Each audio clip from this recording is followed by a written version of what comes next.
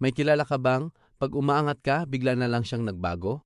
Tinatawag natin yan na crab mentality. Parang mga alimango sa balde. Pag may isang gustong umahon, hinihila pababa ng iba. Walang nakakalabas. Pero bakit ganito tayo? Hindi ito basta pagkainggitin lang.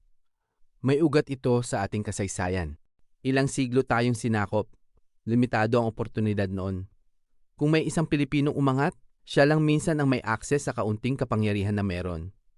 Kaya nabuo yung isip na kung hindi ako ang aahon, wag na rin siya. Idagdag mo pa ang kahirapan. Pag kulang ang resources, parang competition lahat. Trabaho, atensyon, pagkakataon. Kaya pag may umangat, hindi kagalakan ang unang naramdaman, kundi insecurity. Pero hindi ito nasa dugo natin.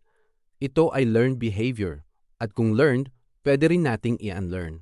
So next time may kasamahan kang umangat, tanungin mo sarili mo, aahunin mo ba siya o hihilahin mo pababa? May naranasan ka na ba nito? Sabihin mo sa comments.